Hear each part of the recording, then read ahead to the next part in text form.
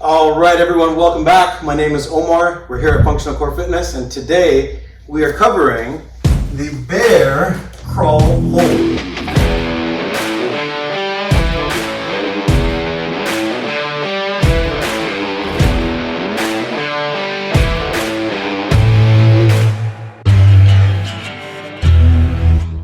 All right, welcome back to the Movement Foundation series for beginners. Today we're covering the bear crawl hold. Now, why is the bear crawl hold important? Well, the most important thing, if you've watched my videos and you watch the playlists, there's a common theme. And the common theme is independence. Independence of what? Well, independence of assistance while doing common movements day to day. For example, can you get up off the ground without using your hands? Right? That's a good challenge. But for most cases, whether you're injured or elderly, can you even get up off the ground at all? This is why we do these movements, so that we stay independent and not need help as we get older or as we are recovering from an injury. So the bear crawl hold. Now the bear crawl hold, when would I find myself in that position? Sometimes, depending on how people get up off the floor, you will find yourself in that bear crawl position. So the way I get up off the floor is I will post one hand on the floor, one foot onto the floor, lift my hips up, swing my hips under me. Now I'm in that bear crawl hold position. So if you get up off the ground and you use your hips, or if you're in a push-up position and you're getting up off the floor, right there, that would be another bear crawl hold position. Why is that important? Well, I have to have the strength in my shoulders and my arms to hold my weight up. With my hips up higher than my shoulders, the weight is being held by my shoulders and by my feet. But because my feet are strong, because I'm always on them, my hands, I'm not normally on my hands. So it could be my hands and my shoulders can be weak, so holding ourselves in that position would be highly beneficial. I now realize the importance of it as I'm getting older. Not that I'm losing mobility, but as I'm watching my clients get older and people get older that are in my circle, I see certain struggles. So this is the reason why I've created the series. Okay, so the bear crawl hold. Now, I want to make sure that when I'm in my bear crawl hold, I want to make sure that I'm on the proper connection points. Now, the first connection points are going to be my balls of my feet. In case you don't know, under the big toe is the ball of the foot, and under the pinky toe is the other ball of the foot.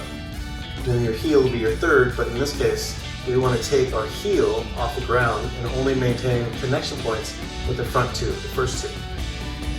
So that requires flexibility of the toes to get into this position. You can see that the closer that I bring my knees to the floor, the more flexibility needed in my big toe. If I don't have that flexibility, then it looks something like this. And if it's really, really bad, then you'll be on the tip of your toe, which would be very unfortunate. So highly, highly recommend that you work on the flexibility of your toes. So this exercise would help the flexibility through movement.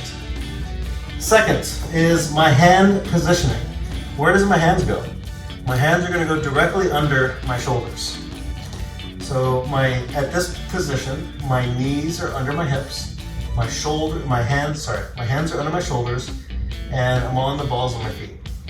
And now what I'm going to do is I'm just going to lift my knees off the ground and lift my hips up as high as I can. Now the distance between my hands and my feet, the reason why I chose this alignment is that it will be easier on the hamstrings when we get into the bear crawl position. So this position also requires flexibility of the hamstrings. As soon as I lift my hips up, now my hamstrings are now stretched. And as I drop my heels, you're going to feel more flexibility more of a stretch, but make sure that we keep the heels off the ground.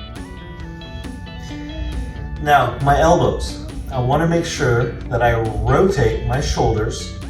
Right now you can see my elbows facing towards the camera. What I want to do is I want to rotate my shoulders, not my hands, but my shoulders, so that my elbows are facing backward.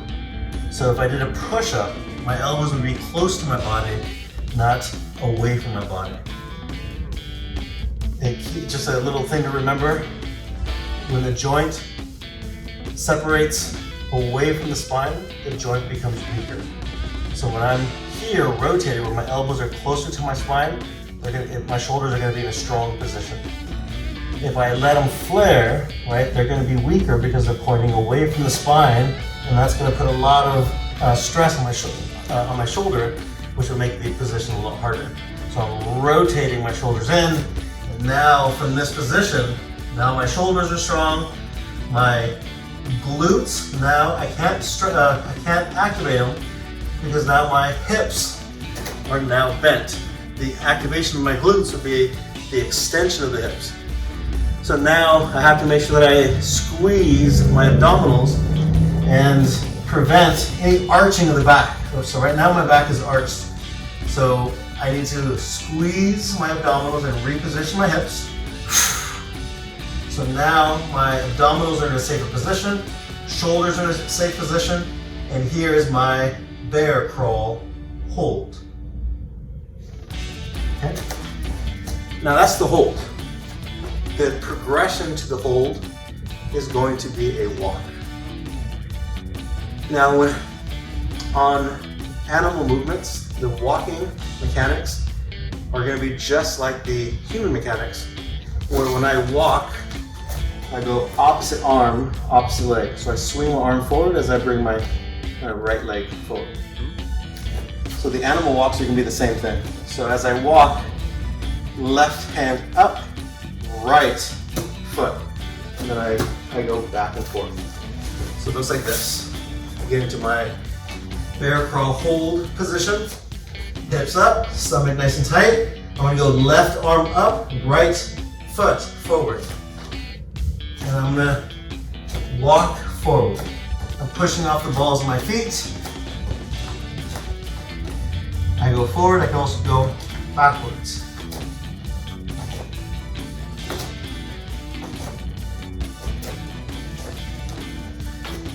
And that is the bear crawl hold and the bear crawl.